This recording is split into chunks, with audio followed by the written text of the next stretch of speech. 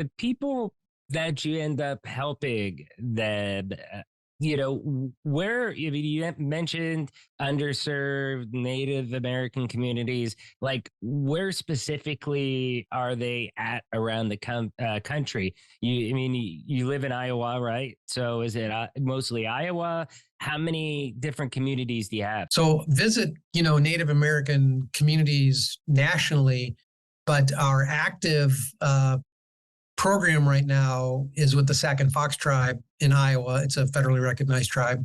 And by the way, there's roughly 374 federally recognized Native American tribes in this country. Most people don't realize. And no, I didn't either. That's a good fact to know. Yeah, and I'll just share one interesting thing in that, because there's more things you'll realize very little about the Native American community. You just don't see that much, right?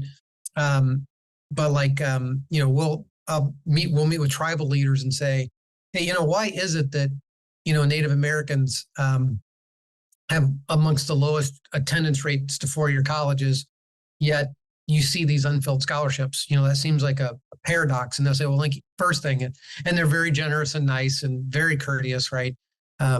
Very spiritual, peaceful, loving cultures, right? And they'll say, Linc, just so you understand this, right? There's, over 300 people groups, nations, right? That's why you're seeing a big conversion too. It used to be called tribes. Now it's more nation. So like even Sac and Fox tribe is Meskwaki Nation. They're like, well, there's only 4,000 of us left on the planet, and we're on this little piece of land out in the middle of nowhere. If our young people leave and go to college, they don't come back. So then we die off as a people group. So it's very different kind of problems in the Native American communities. But to answer your question, it was, where are we? Right now, we're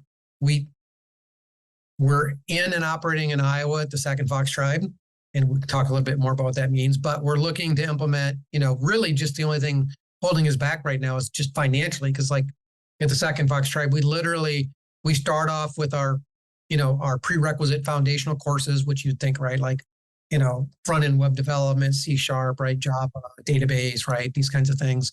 We do it at completely no cost to the school, the people, the tribe. Yeah, that was going to be one of my next questions. Like, does it actually cost these people anything? They pay nothing for us and what we do for it, right? So it's all through, our philanthropic and mission that pays for that. So, but how do you teach it? Are you teaching this online? Is it in person? Is it hybrid? Well, so it's hybrid, and invite me back in 6 months to talk about it, because we believe we did some design thinking workshops with students and teachers, because when we originally rolled the program out, well, really 4 years ago is when we really started implementing this.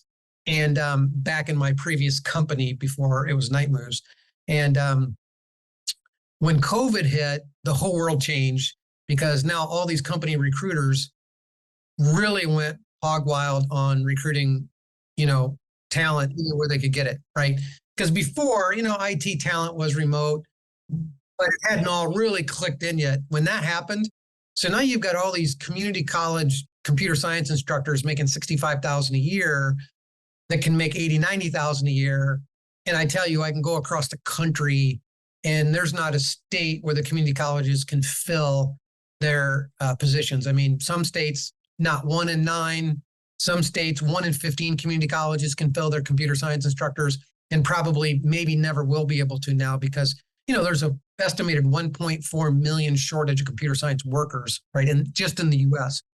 So what happened is, we were counting on that whole, because we didn't want to duplicate or replicate what existed, right? Because we recruit in the high school system, because if you want to get more people into tech, especially more diverse people in tech, you got to do it when they're younger.